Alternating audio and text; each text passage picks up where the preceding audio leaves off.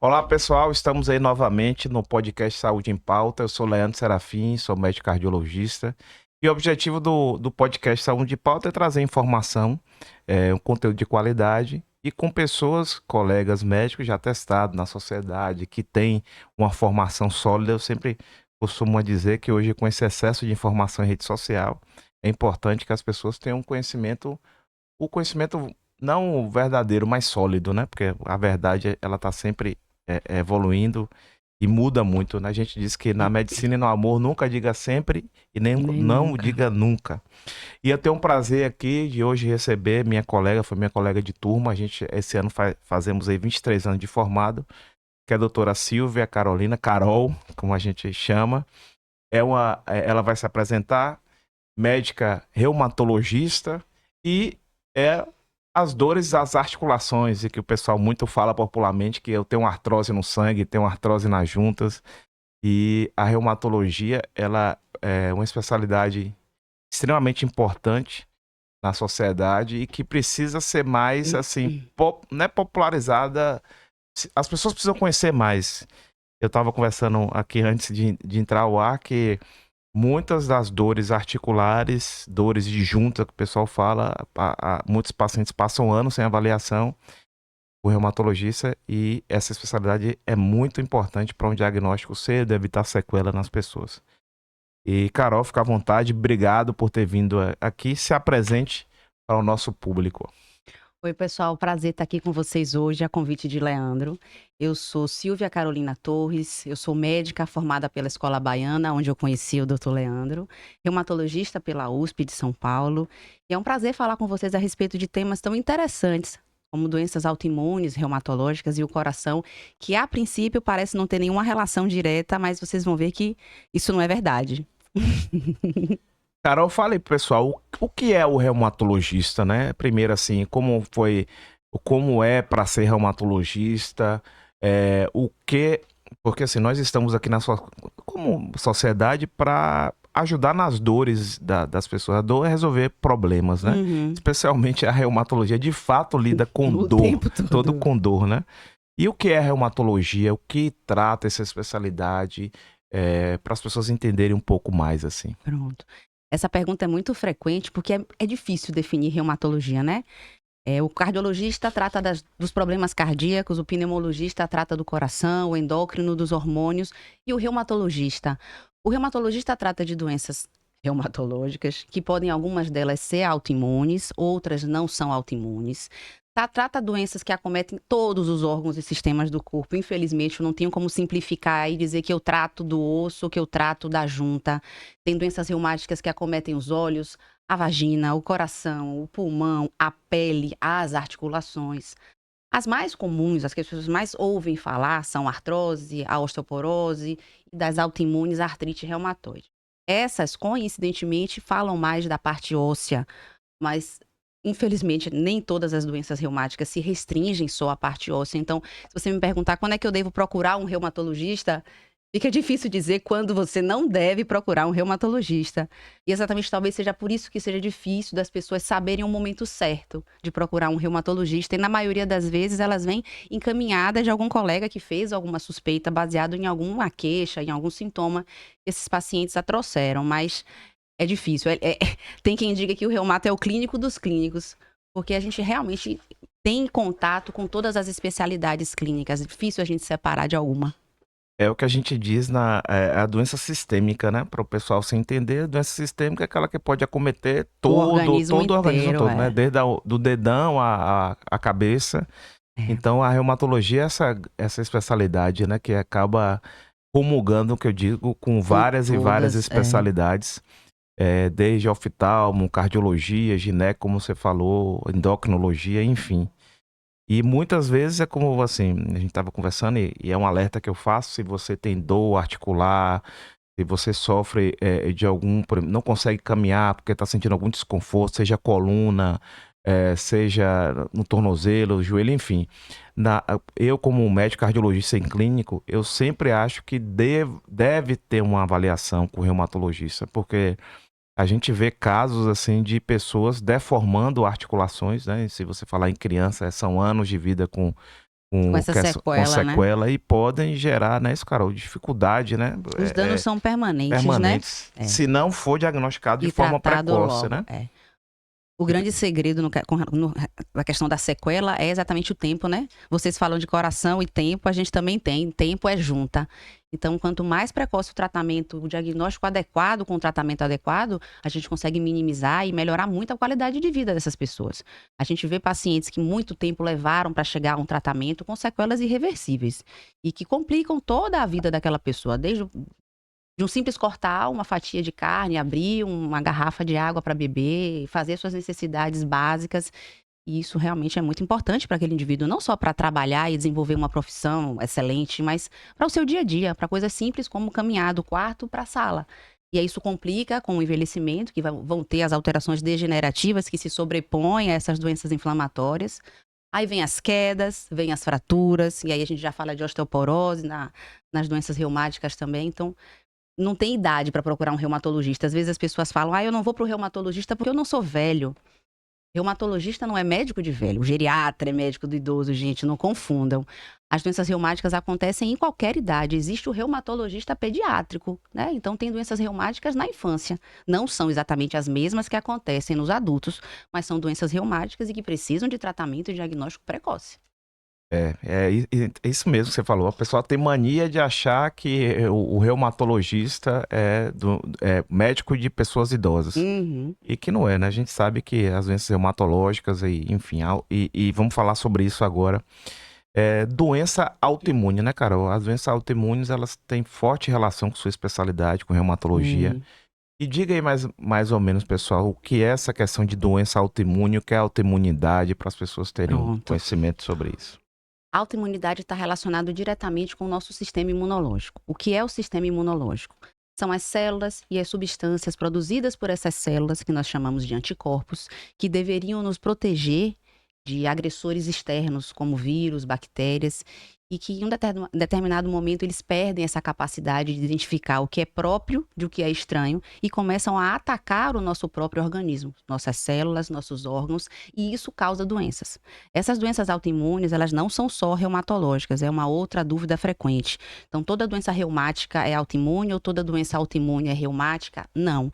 Tem doenças autoimunes da tireoide, doenças autoimunes cerebrais, doenças autoimunes hepáticas.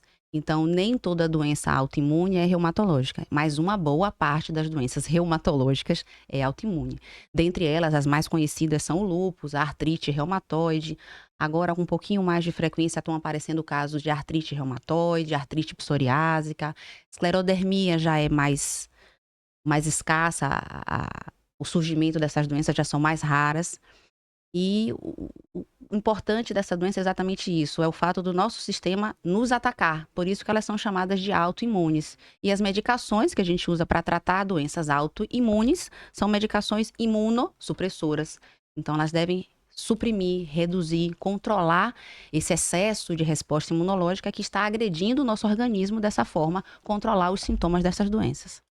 A gente vai conversando e vem assim, né? Como a gente tem muito tempo de experiência Pouca coisa. 23 anos a gente aí que já formou, então a gente tem tempo Aliás, de ver, parabéns, né? viu? Parabéns. Hoje é dia do Hoje a gente está médico, gravando o dia do hoje é médico, dia do 18 de médico. outubro. Parabéns para todos que estiverem acompanhando. E aí, hoje, a gente tem dito que essa pseudomedicina, né? Criaram, assim, uma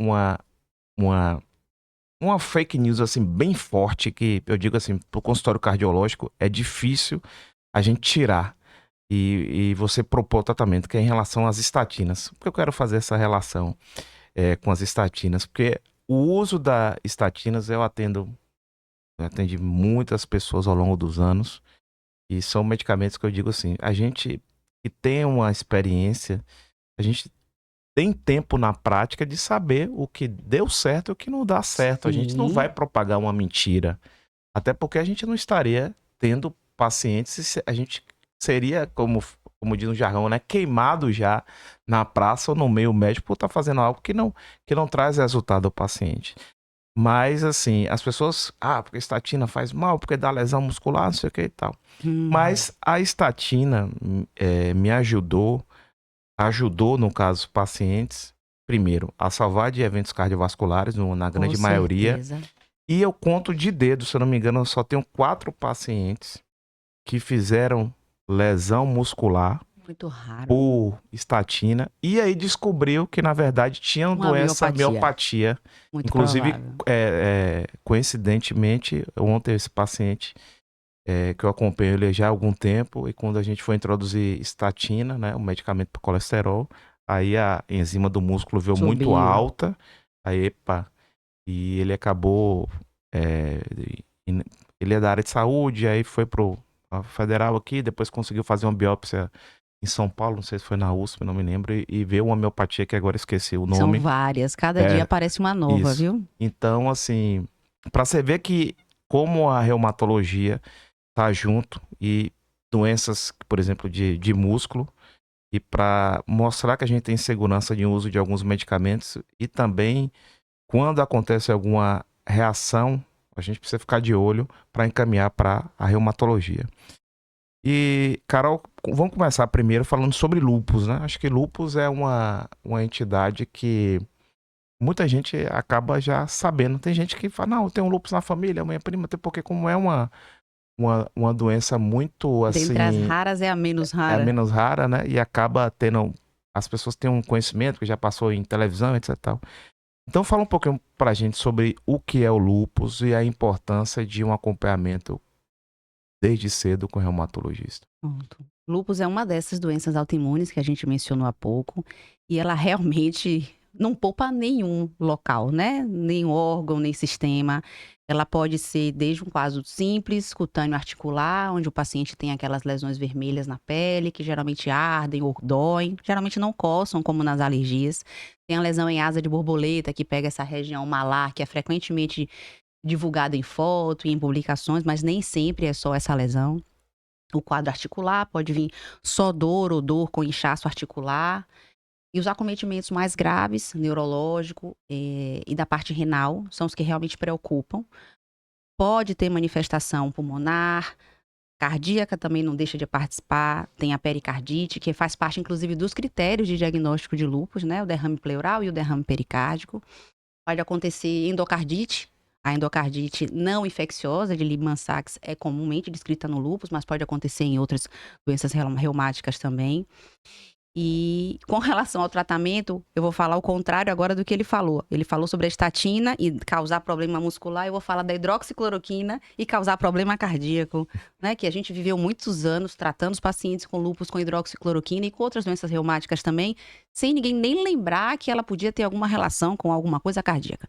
É uma droga extremamente antiga, já está usada para tratar doenças infecciosas, malária há muito tempo, e que a gente pegou emprestado para as doenças autoimunes. É uma medicação extremamente segura, que deve ser introduzida sempre que não houver contraindicação nos pacientes com lúpus. Ela não só trata os sintomas, como ela evita a exacerbação da doença. Nem na gravidez a gente suspende a hidroxicloroquina, tá?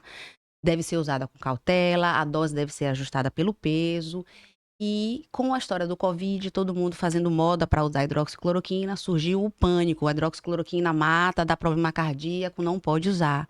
Não é dessa forma, gente. Claro que se o paciente tem alguma contraindicação cardiológica, já tem alguma alteração predisponente à arritmia, você deve evitar, mas não é uma coisa que você não pode usar porque vai matar, porque causa problema cardíaco. Então, por favor, percam o medo da hidroxicloroquina, porque é uma medicação excelente. A gente não vai deixar de usar ela por causa disso. Eu abri só um parênteses para você continuar falando de lúpus. Essa questão de hidroxicloroquina, para você ver que como notícias deturpadas trazem uma informação contra uma molécula, inclusive a hidroxicloroquina, cara, não sei se você passou por isso, quando você postava algo de segurança de hidroxicloroquina, porque é o seguinte, inclusive eu até coloquei, nós temos um grupo de cardiologistas de Zap, que são mais de 200, do cardiologista da Bahia, pessoas que já são bem maduras, né?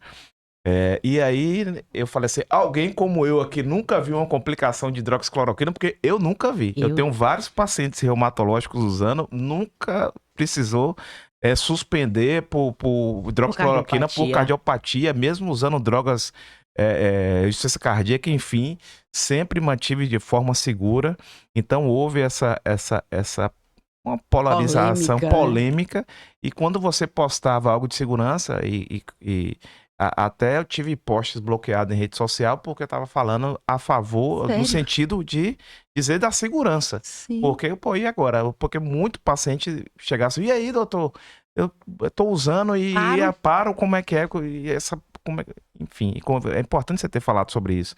E aí vem a segurança que a gente tem de drogas já consolidadas, né? A gente não pode pegar uma informação e jogar no lixo nessas pseudo-verdades que têm vindo com a ciência de Instagram. É. Inclusive, até com relação às suas partículas de colesterol, ela ajuda também, a hidroxicloroquina ajuda a controlar os níveis de colesterol. Então, ela ajuda não só diretamente da parte reumatológica, como nas comorbidades que frequentemente os pacientes com doença reumática têm também, né? Então, ela é a mais falada, ela é realmente uma doença que pode ser fácil de controlar, mais complicada de controlar, mas o diagnóstico às vezes demora.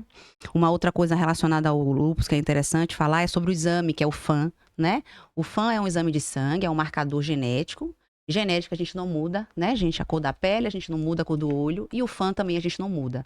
Ter um FAM positivo isoladamente não significa que você tem lúpus, nem que você terá lúpus, né? Você pode ter esse marcador genético por outras causas, por uma doença de Hashimoto, que é uma doença da tireoide, por outras doenças autoimunes. Você pode ter o FAM positivo em 30% dos casos e não ter nenhuma doença autoimune. Simplesmente vai ter um FAM num título baixo, isso não deve levar a nenhum tratamento. Você precisa de outros exames, outros anticorpos, que são marcadores mais específicos, associado com sintoma também, que só marcador genético não define que a gente tem a doença. E o próprio tratamento da doença é voltado para o sintoma. Então, se você tem um lúpus cutâneo articular, é um tratamento para pele, para cabelo. Se você tem um lúpus renal, você vai usar medicações que são mais voltadas para a atividade renal. Se o lúpus é relacionado com doenças cardiovasculares, você vai dar atenção para esse tipo de acometimento. Então, não tem um tratamento padrão para todo lúpus. Todo lúpus não é igual, toda lúpica não é igual. E puxando novamente para a questão do cardiovascular, as associações são variadas, né? Você tem a causa direta da doença reumática no coração, causando pericardite, a endocardite, como eu falei, miocardite. Você tem o efeito relacionado ao tratamento. A cloroquina tem essa polêmica com a arritmia, mas na prática a gente realmente não vê. Quando precisa suspender a hidroxicloroquina, na grande maioria das vezes é por acometimento ocular, e que esse também é muito raro. Mas o coração realmente não é uma preocupação no dia a dia com relação ao uso da cloroquina. O corticoide, que infelizmente é necessário, é uma droga maravilhosa, mas ela tem efeitos colaterais imensos, né? Então você tem que pesar o risco-benefício antes de prescrever o corticoide.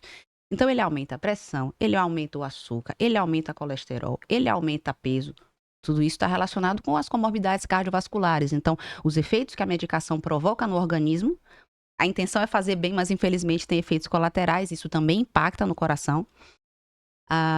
Tem medicações biológicas que são contraindicadas em alguns casos, quando já o paciente, além da doença reumática, já tem uma cardiopatia grau 3, grau 4, ele não pode usar, como os anti-TNFs, porque vão agravar essa cardiopatia e podem levar a uma falência cardíaca.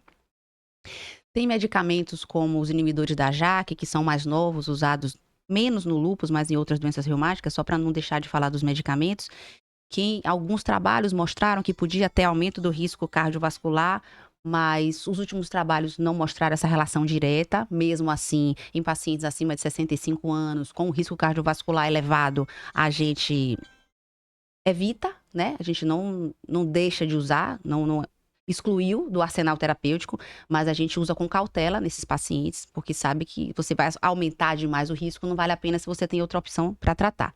Os anti-inflamatórios, que são usados, inclusive, sem receita médica, né? E não só para lúpus, mas para qualquer dor articular, que é exatamente o que Léo tinha comentado sobre dor articular, dor em junta e reumatologista. Os pacientes se medicam primeiro, o farmacêutico medica primeiro, o ortopedista medica primeiro, e quando ele chega para a gente, ele já está usando anti-inflamatório há bastante tempo.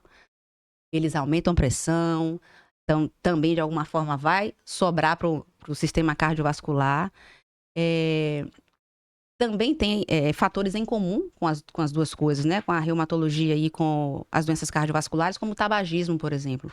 Já está classicamente descrito a relação direta entre tabagismo e doença cardiovascular, e com doença reumática também. A gente sabe que fumar aumenta o risco de doenças autoimunes. o tabagismo positivo, o fator reumatoide, que é um fator que aumenta o risco de artrite reumatoide, e até aumenta a formação de nódulos reumatoides em pacientes com artrite reumatoide. E a gente já falou de causas diretas, de tratamento, fatores em comum e a inflamação, né? Que não necessariamente é só o lúpus ou a artrite reumatoide, mas qualquer processo inflamatório. E as doenças autoimunes estão cheias de processo inflamatório, né? O processo inflamatório em si, crônico, ele leva à formação de placas de ateroma e o aumento do risco de doença cardiovascular está diretamente associado com o aumento da inflamação. Então, quando você reduz o processo inflamatório tratando essas doenças, você diretamente reduz também o risco de morte por doença cardiovascular. Não estou dizendo que não precisa tratar a doença cardiovascular, tá? Tem que tratar as duas em paralelo. Mas não adianta você querer proteger o coração sozinho e deixar a articulação solta, porque aquela articulação vai respingar no coração. Então a gente precisa fazer o tratamento conjunto. Na verdade, é muito difícil fazer o tratamento de doença reumática só, né? Na maioria das vezes, o tratamento é multidisciplinar. Então, conversar com o colega da outra especialidade, trocar as informações, está melhor aqui, está pior ali, o que a gente pode ajustar, tentar reduzir a dose do corticóide sempre que possível, manter a menor dose pelo menor tempo possível, tudo isso para tentar diminuir os efeitos colaterais que o tratamento, que tem uma intenção de melhorar a articulação, mas provoca um efeito colateral nas outras áreas. Então, a gente precisa estar atento a tudo isso na hora que a gente propõe um tratamento para um paciente com doença reumática. Eu me lembrei um caso que eu acompanhei desde o ano passado de uma jovem, e aí pediram para fazer uma avaliação porque ela estava com a perna inchada. é, E aí, para ver se era uma questão cardíaca, né? Muito comum a gente pegar assim, em consultório uma demanda própria do paciente e alguém, não, sua perna está inchada, pode ser alguma coisa cardíaca. E quando ela chegou, como eu faço o POCUS, né, que é aquele exame de imagem ali à beira do leito, ela estava com insuficiência cardíaca bem importante.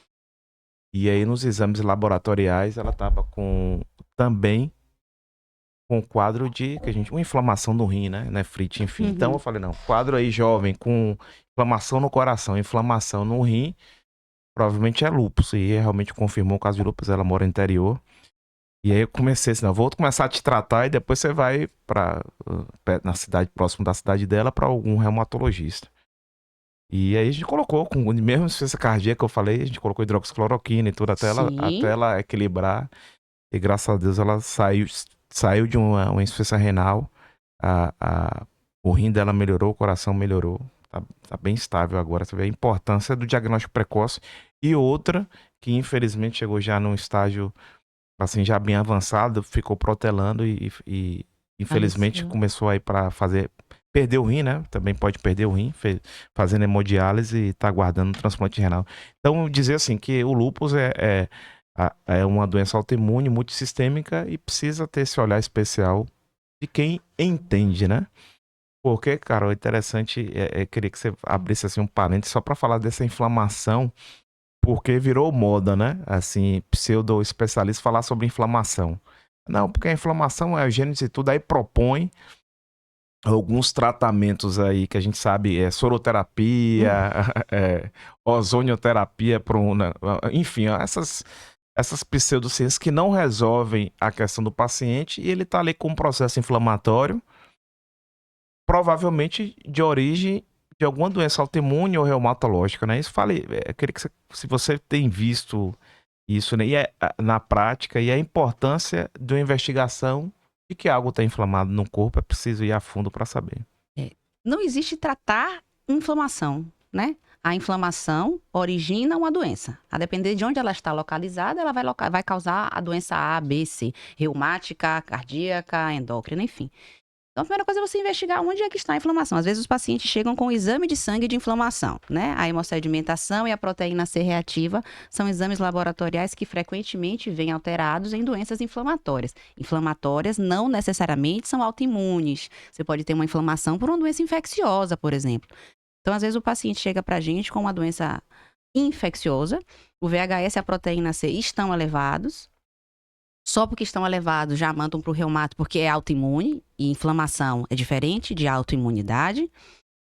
E se você não diagnostica corretamente, você vai dar um imunossupressor que vai piorar aquela infecção. Então, ao invés de você salvar, você complica a vida daquele paciente. Então, não existe tratamento sem você saber a origem, né? A causa da doença. Ela tem uma inflamação num determinado local, você investiga, você dá o diagnóstico, você vai fazer o tratamento voltado para aquele diagnóstico. Não tem tratamento para inflamação. Essas terapias alternativas, né? Ozônio, soro, autohemotransfusão, não existe nada comprovado que traga benefício esse tipo de tratamento. E além de não ajudar diretamente no tratamento, retarda o tratamento adequado, né? Então, às vezes, o paciente usa um chá, usa um cloreto de magnésio, usa algum sintomático. Se ele não vai fazer mal, tudo bem. É um sintomático, é um chazinho caseiro, é uma receita da avó, mas trate da forma correta. Agora, ozonioterapia, autohemoterapia, soroterapia, gente, isso não ajuda, tá? Não existe. Não existe nenhum estudo científico que comprove a associação entre esses tratamentos e melhora e resposta. E o paciente que está envolvido nesse tipo de tratamento, ele está tranquilo, ele acha que ele não precisa procurar mais outro profissional, ele não precisa mais tratar, e a doença dele vem evoluindo e com certeza vai complicar. Então, não tem como a gente tratar nada sem saber qual é a causa. E não existe tratamento mágico. É uma furada, né? Não, é a furada. Não seu corpo existe está tratamento inflamado. mágico. Não existe. Então, assim, como eu digo assim, meu corpo tá assim, mas tá inflamado, alguma coisa tá causando. De quê? Então, Como? de quê? Como? Pra onde? Então, o que é inflamado, né? Porque os pacientes, quando falam inflamado, você tem que fazer uma legenda também para entender a linguagem, né? O que é inflamado? Inflamado é dor, inflamado é inchaço, inflamado é vermelho. O que é inflamado? Eu me sinto inflamada. Você pode estar só com dor e não tem inflamação. A artrose dói muito. Tem até algum processo inflamatório nas articulações da artrose, mas o carro-chefe é o desgaste articular. Tendinite é uma inflamação localizada naquele tendão. Se você fizer exame de sangue, não dá alteração de inflamação sistêmica. Então, é definir com o paciente na conversa. A anamnese é o mais importante de tudo. Depois a gente pede os exames. E hoje as pessoas na pressa, tá todo mundo tão acelerado que as pessoas não querem fazer anamnese. As pessoas querem trazer o exame, você olha o exame e diz o que elas têm. Isso não é possível, pelo menos não na reumatologia, tá? A gente precisa conversar, entender o que o paciente sente. A dor é aonde, há quanto tempo, dói o tempo inteiro, o que é que melhora, o que é que piora. Daí, a gente faz alguma hipótese, solicita os exames, que são exames complementares, ou seja, eles não têm o menor sentido se eu não tiver uma história primeiro. Com o exame complementar, a gente vai dar um norte, vai iniciar um tratamento, o que a gente confirmou, aquela doença que a gente suspeitou lá atrás. Mas inflamação não é uma doença. Isso é importante, Carol, o que você falou, a gente que faz a parte clínica, né? É comum chegar o paciente, assim, às vezes rodou tanto, com um monte de especialidade, já chega com um pacote assim. Eu vim trazer esse exame. Eu vim trazer esse exame e queria ouvir a opinião. Eu falei, pergunta, você já passou comigo? Eu não me lembro da primeira consulta. Aí, peraí, aí de calma, zera tudo, vamos... Porque assim, a história clínica, a conversa, porque a gente tem que saber, primeiro conversar, depois tocar, examinar, pra gente ter... Eu digo que o médico é um investigador, e esse investigador é um detetive, que ele precisa escutar a história, e a partir dali ele vai buscar evidências, que o exame complementar. Exatamente. Né? Então, muito cuidado com essa coisa de facilidade, como a gente estava conversando, né? Com a inteligência artificial, hoje em dia, as pessoas buscando já ali se tratar. Elas já chegam com diagnóstico, já chegam na com verdade. diagnóstico, sem o conhecimento. Eu faço uma analogia, é como se a gente médico quisesse construir um prédio de 32 andares olhando pela inteligência artificial. Eu não moraria no prédio que eu ia construir, porque ele ia cair. Não tem a menor chance, né? Cada um no seu quadrado. Cada um no seu quadrado. E a experiência conta muito, né? Porque a experiência do médico, ela é importante. Não é só o livro, não é só o livro, é o que você viu na prática, as nuances que cada paciente traz. Eu digo, quando o paciente chega, eu já sei mais ou menos... É no abrir da porta. No abrir da porta, como vai você ainda que observa as questões de movimentação, né? E vamos falar sobre essa questão das artrose, né? Inflamação das articulações. E falar sobre essa inflamação da articulação, a doença que acomete uma grande parte das pessoas e traz uma dificuldade, se não diagnosticada precocemente, né? Que é a artrite reumatoide. E limita muito, né? Se a pessoa não for tratada. Também as histórias que as pessoas vão fazer avaliação cardiológica, muitas vezes não tem nada a ver. Também uma jovem chegou já com a mão limitada. Falei, olha, você tem que buscar urgentemente uma avaliação com o reumatologista, porque já estavam jovem, em idade reprodutiva, casada e com dificuldade de fazer as atividades do dia, né? Então diga aí o que é essa artrite reumatoide e Pronto. quais as implicações no cotidiano das pessoas. Só separar no início a artrite reumatoide de artrose, né? Artrose é uma doença relacionada com o desgaste articular, é mais comum com a avançada idade, mas pode acontecer mais precocemente, principalmente após alguma lesão, algum trauma, jogador de futebol, algum impacto, algum acidente, aquela articulação sofre uma lesão e ela vai envelhecer de uma forma mais precoce do que uma articulação que não teve nenhuma lesão. Isso é uma coisa. Essa é uma doença mecânica, não tem relação com a doença autoimune. A artrite reumatoide é uma doença inflamatória que pode acontecer em adultos e em crianças. Ela não necessariamente aparece mais com a idade, ela é mais comum, inclusive, entre os 30 e 50 anos, o surgimento dela. E é comum as pessoas dizerem, eu tenho artrite. Mas a artrite é um sintoma, tá, gente? Dor, inchaço, vermelhidão em uma articulação é uma artrite. Essa artrite, ela pode ser infecciosa, ela pode ser por tuberculose, por exemplo, ela pode ser por gonococcus, que é uma doença sexualmente transmissível. A artrite pode ser por artrite reumatoide, pode ser por artrite psoriásica, pode acontecer no lúpus, pode acontecer na espondilite anquilosante. Então, a artrite é um sintoma. A artrite reumatoide é uma doença reumática que cursa com o quadro de artrite, que é a dor e o inchaço. Ela pode acontecer em articulações pequenas, como essas articulações dos dedos, articulações grandes, como joelhos, cotovelos, tornozelos. Ela pode acontecer em poucas ou em muitas articulações ao mesmo tempo. E é o carro-chefe das doenças reumáticas autoimunes hoje em dia, né? Ela comete em torno de 1% da população, que para doença cardiovascular é pouco, mas para doença reumática é muito. E a maioria dos estudos, inclusive, começam na artrite reumatoide e no lúpus, e depois a gente estende para as outras doenças. Por ser autoimune, a gente precisa de drogas imunossupressoras para tratar. Ela pode ser deformante, erosiva, e quanto mais tempo a articulação leva sem tratamento, mais ela tem tempo e oportunidade para lesionar essa articulação. A inflamação, ela é reversível com o tratamento, mas a sequela não. Então, a pressa vem não só em aliviar a dor, mas também em prevenir as lesões que são permanentes, né? Uma articulação deformada, ela vai ficar deformada para sempre. Nem toda deformidade articular consequente de uma artrite reumatoide tem solução mesmo que cirúrgica. Então, você pode fazer uma prótese de quadril, uma prótese de joelho, quando essa articulação está muito deformada, mas não tem muita coisa para você fazer nas mãos, nos pés, que é o que mais incomoda para você usar no dia a dia. Então, a preocupação maior é realmente fazer esse diagnóstico o mais precocemente possível, né? Porque tempo é junta. E no dia a dia, você tem visto assim os pacientes com artrite reumatoide, uma demora de diagnóstico, demora mais tempo. Como eu tinha dito, minha percepção é que as pessoas, a população de uma maneira geral, linka muito a questão de doenças osteoarticulares, né, ao ortopedista. A gente sabe que tem importância da ortopedia, etc e tal, mas assim, eu acho que sempre deve fazer uma avaliação com o reumatologista, né? Porque eu acho que há um diagnóstico retardado. E assim, como que eu vejo, né? Minha visão como clínico cardiologista, como eu vejo nesses anos aí de atuação, é que a pessoa sente uma dor, como nós temos emergências ortopédicas, né? Eles vão primeiro Eles vão lá. primeiro na ortopedia, e aí usa anti-inflamatório, injeção, muitas vezes uso de... Há um hábito que eu vejo muito assim na ortopedia, que é o uso de corticoide injetável. E aí dá aquele alívio, a pessoa sente, e eu vejo às vezes, chega muito paciente para mim, chega, não, minha dor aliviou aqui com dexametasona injetável, né? Um corticoide injetável, você pode prescrever. Eu falei, pera aí, calma, é corticoide, ele é forte. Inclusive, assim, eu tenho bastante casos de pacientes que descompensam a parte cardíaca e hipertensão por uso de dexametasona, sem falar na diabetes, né? E então, assim, eu vejo que há essa demora, né? Primeiro, é mais fácil acessar a ortopedia, porque a gente sabe que a reumatologia também é uma especialidade que não tem bem menos do que a ortopedia, né? Sim. Bem menos, até porque em virtude das questões das doenças.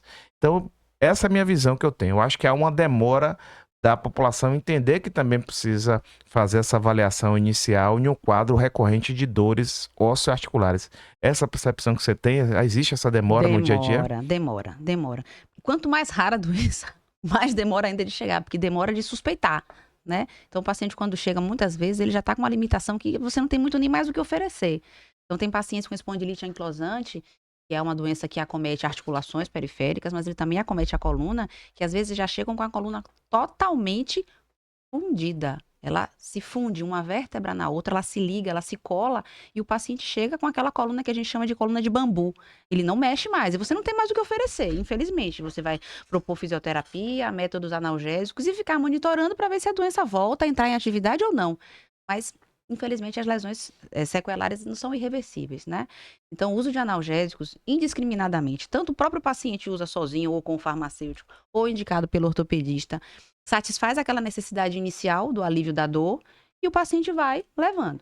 Né? Tem o limiar de dor de cada um, que eu já atendi paciente atleta com as articulações completamente inflamadas e que ela dizia que não tinha dor. Mas minha senhora é impossível, a senhora não sente dor, mas doutora, eu não sinto dor. Os exames de inflamação alterados, ela completamente inchada e ela dizia que não tinha dor.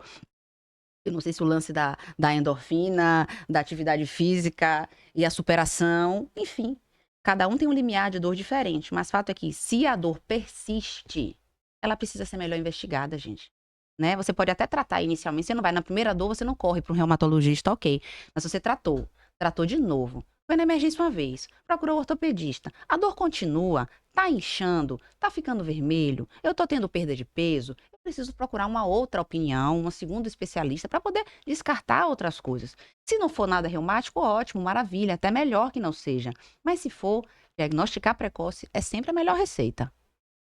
Sentiu dor na junta, Procuro um reumatologista. Quando eu reumatologista. preciso simplificar demais o conceito de reumatologista, como não dá para explicar muito e nem sempre cabe, né, você falar que acomete coração, olho, rim, pele, vagina, você fala que é o médico da junta. E fica mais acessível para, naquele primeiro momento, naquele primeiro encontro, você tentar resumir o que é o reumatologista para os pacientes. Mas não é só isso, né? É simplista demais dizer que é o médico da junta, mas fica um pouco mais fácil deles entenderem para diferenciar do médico do osso. O ortopedista, ele trata o osso, né? O osso inteiro. E o reumatologista vai tratar das juntas. Vão ter interseções entre o ortopedista e o reumato aí nessas juntas? Vão. Tendinite, nós tratamos juntos. Artrose, nós tratamos juntos. Mas se a junta está inchando, está ficando quente, está ficando vermelha, o próprio ortopedista, em algum momento, vai encaminhar para o reumato, porque ele vai ver que não está dando solução e o paciente está retornando, trazendo aquela demanda para ele. E reumato também trata de músculo, né, cara? Assim, tem pacientes mesmo que chegam caindo, queda, foi no ortopedista, aí pediu exames. Alguns até confundiram com lesão de fígado, porque TGO músculo subiu. altera TGO TGO e e TGP, TGP. que é o exame que a gente pede também para avaliar a lesão hepática. E aí se deparou com um quadro de uma doença reumática muscular. E o que é? Explique um pouco pra gente, quais são as doenças reumáticas que atacam o músculo? Então, miopatia pode acontecer como consequência de trauma, de infecção, de doenças outras autoimunes reumáticas. E existem as miopatias inflamatórias específicas, né? Que são entidades clínicas, são doenças mesmo. Então, a dermatomiosite, a polimiosite, são doenças autoimunes reumatológicas, elas acometem os músculos, são processos inflamatórios, aquilo que a gente falou da inflamação, nas fibras musculares, né? Próximo dos vasos que irrigam aqueles músculos. E essa inflamação leva a um dano na musculatura. O sintoma mais comum é falta de força. Pode ter dor muscular, mas realmente a falta de força é o carro-chefe. Então, o paciente tem dificuldade para levantar um braço, para se levantar de uma cadeira sem apoio. Essa dificuldade ela se torna progressiva e pode chegar um momento que o paciente não consegue sequer mastigar e deglutir os alimentos sozinho. Ele vai precisar de uma sonda para conseguir se alimentar. Claro que isso não acontece todas as vezes, mas é o desfecho se essas doenças não forem tratadas. Nos exames de laboratório, o que geralmente a gente vê é a elevação dessa TGO e TGP, que são os exames que são marcadores de atividade do fígado, e na maioria das vezes a gente faz como exame de rotina, sempre, todo ano, quando a gente faz aquele check-up, tem lá a TGO e TGP, mas eles não são específicos para fígado, né? Eles marcam músculo esquelético também, e quando a gente tem um caso de falta de força com TGO e TGP elevado, o reumato vai pensar em miopatia. O hepato vai pensar no fígado. O cardio, dependendo do cardio, vai pensar em miopatia. Vai pensar em estatina, porque a estatina também pode elevar transitoriamente. Se não for uma elevação gigantesca, não precisa modificar. Não tem dor, não tem repercussão clínica, aumentou até 2, 3 vezes, não faz nada. Mas está bem alto. Você pede os exames específicos, que são a CPK e a aldolase. Estão elevados também. Aí você parte para exames de imagem. Então veja que eu parti do exame físico, da conversa, da anamnese, o exame físico, os exames de laboratório e os exames de imagem. A gente solicita a eletroneuromiografia, que vai vir um padrão de miopatia inflamatória, e às vezes também não vem, e a gente precisa de uma biópsia de músculo. Essas doenças são bem mais raras do que a artrite reumatoide, do que o lúpus, e se confundem com doenças neuromusculares, que também cursam com falta de força, pode ter queda frequente, pode acontecer em jovem. A elevação dessa TGO, TGP não é tão evidente, são elevações menores do que a gente vê na miopatia inflamatória diretamente. E a eletroneuromiografia, que é o exame de imagem, também traz alterações mais específicas, e essas doenças são tratadas mais pelo neurologista mesmo do que pelo reumato. Mas você vê que a reumato está imbricada com a neuro, com a estatina do cardiologista. É difícil separar das outras especialidades. O olho também, né? Que é a reumatologia, oftalmologia. Às vezes tem que pedir Percebo. especificamente, né? Porque às vezes pode passar desapercebido. É. E as pessoas têm uma. Isso tem mudado muito pelo acesso até à saúde que está nos últimos anos, mas existe um hábito das pessoas irem em optometrista, que não é o médico, que é aquele que só está voltado para passar, geralmente vinculado com, com a ótica, e vai, examina o olho, e o olho passa um óculos, e às vezes é um problema ali de uma doença séria, cardíaca, diabetes, reumatológica, e precisa de tratamento. Então, como é importante esse tratar, né? Existe alguma questão de que pode acometer também agora os vasos do coração e os vasos finos, que explica um pouquinho sobre essa nova entidade que se chama vasculite, né? Que é a doença dos vasos pequenos, né? Que é uma coisa que o reumatologista também costuma, né? Vasculite é um mundo à parte, tá? São várias doenças. A gente fala vasculite, parece que é uma só. São várias. Tem vasculite de pequenos vasos, médios e grandes vasos. A mais comuns dentre as vasculites, que não são nada comuns, você tem a arterite de Takayasu, que acomete principalmente os vasos da aorta e ramos da aorta, né? Os vasos que Que é a saem da aorta, inflamação dos vasos, não é da isso? parede do Dos vasos. vaso. É As a células circulação. inflamatórias invadem a parede do vaso e inflamam as diferentes camadas dessas paredes, né? E aí causam dilatações, que são os aneurismas, ou estreitamentos, que são estenoses desses vasos, levando aos sintomas e ao surgimento de manifestações clínicas. A, a Takayasu acomete principalmente esses vasos grandes. Você tem a arterite temporal, que acontece mais em idosos, a partir dos 60 anos, que causa uma perda súbita da visão, associado com uma dor de cabeça na região temporal, uma dor súbita. Pode vir acompanhado da perda logo em seguida, em poucas semanas, da visão. Essa perda pode ser transitória e, se não tratada rapidamente, ela pode ser permanente. As vasculites ANCA associadas, ANCA é o marcador genético associado com essas vasculites. As mais comuns, né? São a antiga granulomatose de Wegener, que é a granulomatose com poliangeite, e a síndrome de Churg-Strauss, que agora é a granulomatose eosinofílica com poliangeite, e a poliarterite microscópica. Essas não atingem tanto a aorta com seus ramos diretamente, mas atingem vasos de médio calibre, e, para não fugir à regra, podem acometer vários órgãos, já que os vasos irrigam todos os órgãos e sistemas do corpo, né? Então, se você tem uma inflamação num vaso que irriga o rim, você vai ter uma lesão renal. Um vaso que irriga o coração, você vai ter uma miocardite, uma pericardite, uma endocardite. Então, essas doenças, elas são realmente sistêmicas, elas podem acometer praticamente tudo, sistema nervoso central, pele com necrose, isquemia digital, que você vê aquela pontinha do dedo ficando roxo, pode ficar enegrecido e gangrena, e o paciente perde aquele dedo, aquele membro por conta dessa falta de circulação nas extremidades. Podem acontecer úlceras de difícil cicatrização, úlceras profundas, que a gente precisa de biópsia, porque só o aspecto visual não é suficiente. Tem a mais diretamente relacionada com o coração, que acomete mais as crianças, que é a doença de Kawasaki. Vai ter alteração de pele, aquela língua em framboesa, que são aquelas bolinhas e o avermelhado da língua, dor e descamação das extremidades, pés e mãos, lesões de pele e a preocupação maior que é o acometimento das coronárias, que são as artérias que irrigam o coração.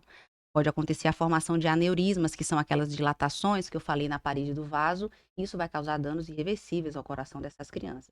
Geralmente acontece até os 5, mais frequente abaixo dos 2 anos. Também, graças a Deus, é muito raro e mais frequente em japoneses. Então, aqui a gente, como está puxando mais para o lado africano, não tem tanta frequência, não vê com tanta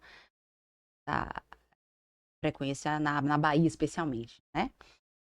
Mas, de um modo geral, todas elas podem atingir o coração, né? Um derrame pericárdico, pericardite, miocardite, arritmia, sopro, a febre reumática, que é a mais conhecida por relacionar com o sopro, mas as outras doenças reumáticas também podem cursar com sopro, acometimento das válvulas, e você tem que fazer o tratamento do sintoma cardíaco e o tratamento do processo inflamatório autoimune para que a causa da inflamação cesse e aquele coração tenha chance de se recuperar com o tratamento dos sintomas da lesão cardíaca. Mas, novamente, o tratamento tem que ser feito em conjunto, não dá para fazer só.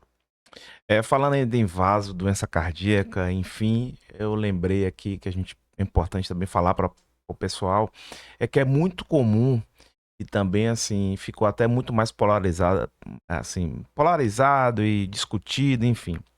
É questão de tromboses, né? Porque a gente viu bastante casos de trombose durante a pandemia. Talvez as pessoas ficaram ainda mais alerta para casos de trombose. E também eu vejo um erro.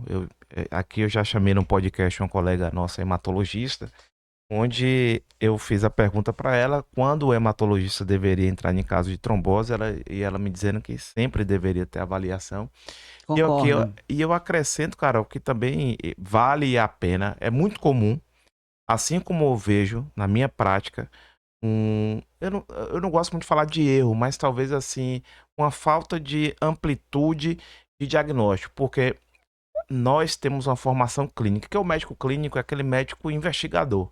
Então, quando o paciente vem e assim, cada vez mais nessa loucura que a gente está vivendo, onde todo mundo sabe sobre tudo, a gente vê que o paciente fica perdido. Ele tem um evento, vai para um subespecialista e para naquilo. Tá todo picadinho, né? E aí vai para outro, aí eu chego assim, eu sempre costumo falar para o paciente que gosto de fazer o meio de campo. Eu quero entender sobre tudo e a partir dali não, você precisa ir no especialista tal, X, Y, porque eu faço clínica médica também.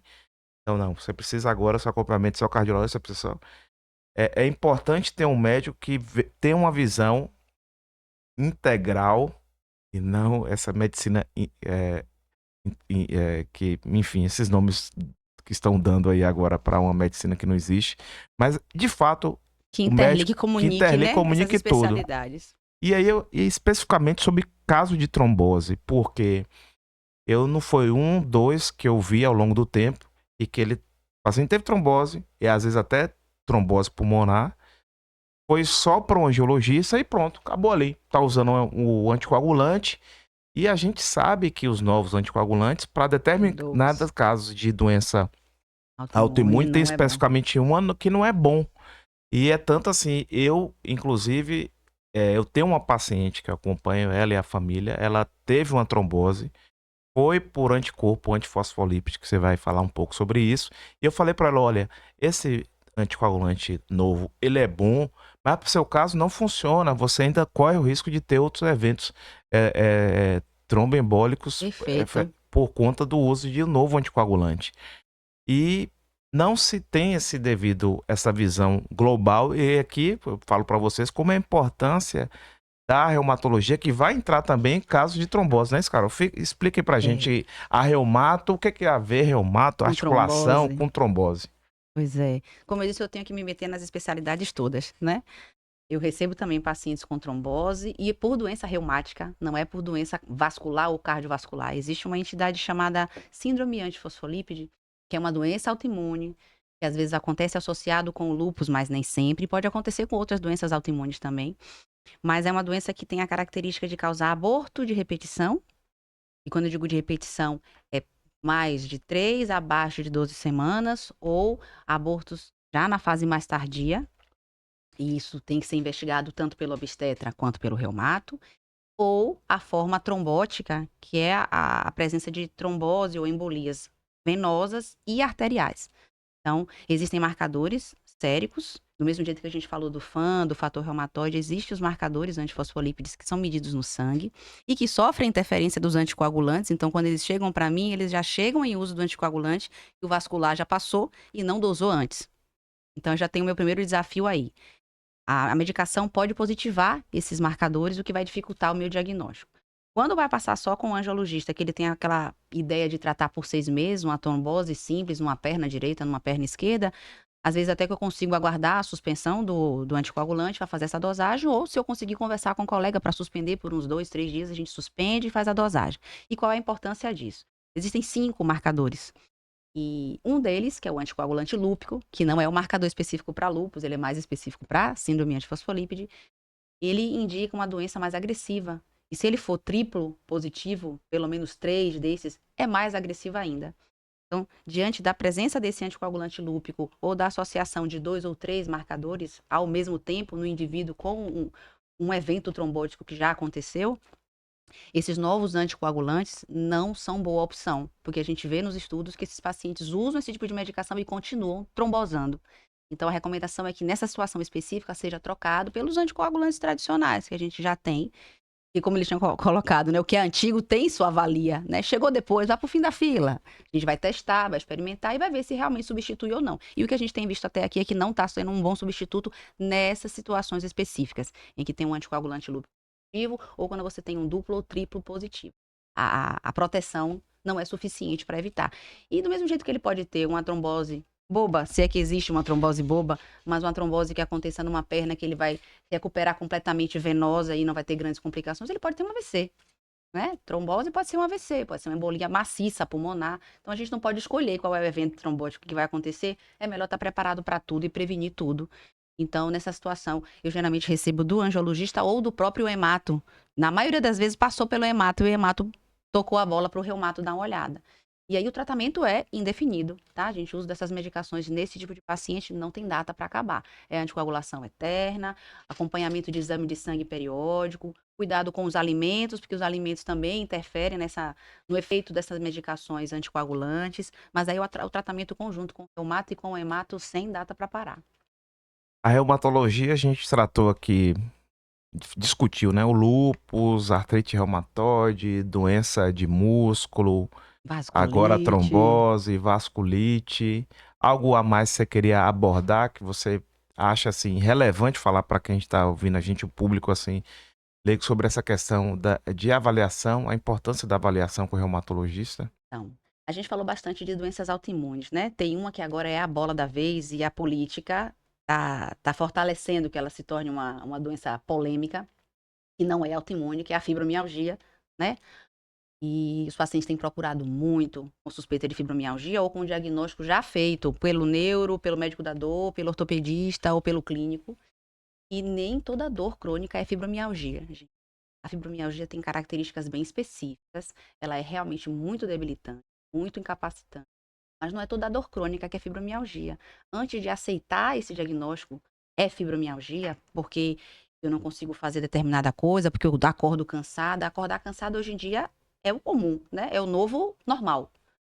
Então, procure um reumatologista, escute a opinião do reumatologista e vá de coração aberto para ouvir o que ele vai dizer, porque quando o reumatologista diz que você não tem a fibromialgia, não é porque ele quer lhe prejudicar, é porque ele realmente quer que você trate a coisa certa, ele quer que você melhore, independente dos ganhos que você vai ter com a fibromialgia. Então, a fibromialgia é importante, ela precisa ser estudada, ela precisa ser diagnosticada, ela precisa ser tratada, mas a gente não diagnostica a fibromialgia ali na esquina.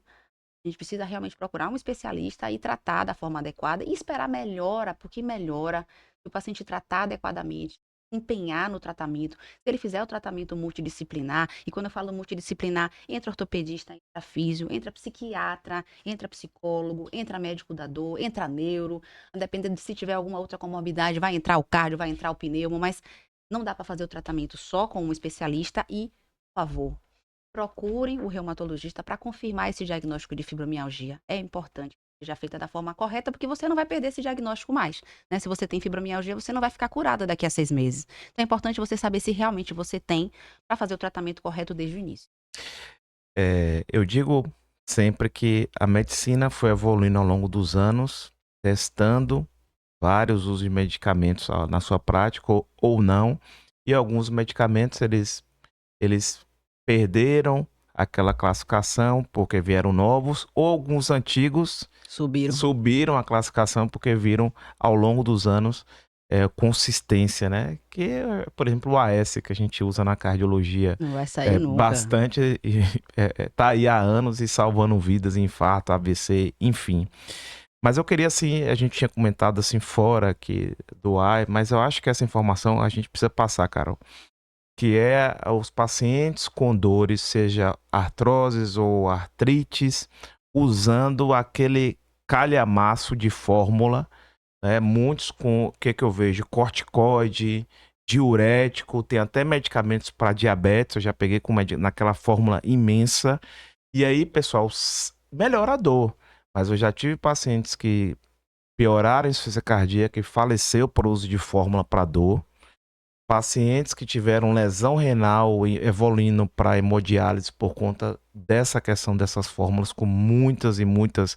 Inclusive, usa o anti-inflamatório junto com corticoide, aumenta a glicemia, lesiona o rim e aí ainda usa um diurético que a gente chama poupador de Pra potássio em um secar quadro o de rim. insuficiência renal e pode gerar morte súbita cardíaca. O que aconteceu com o paciente meu? Provavelmente a causa foi um potássio que elevou diante dessa circunstância.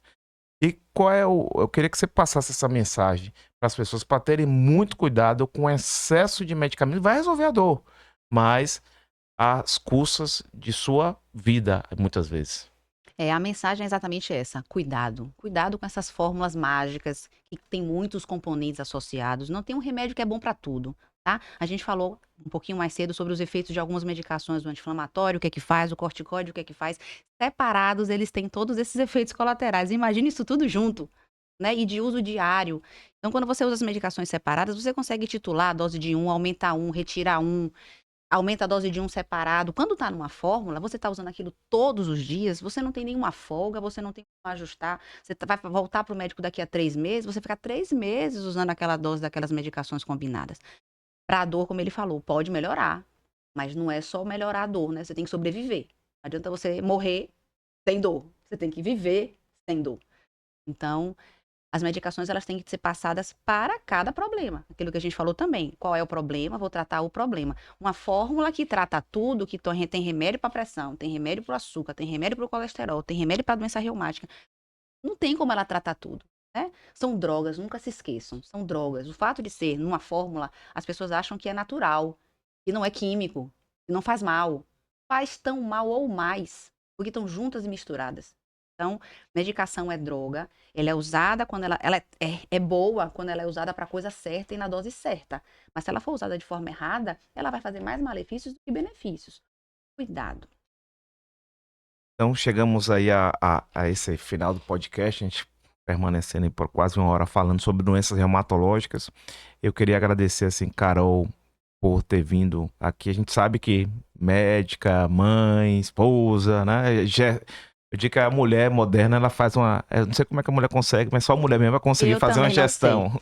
A mulher consegue fazer uma gestão de tudo, né? De casa, enfim, família. E eu queria agradecer por você ter vindo aqui participar do podcast.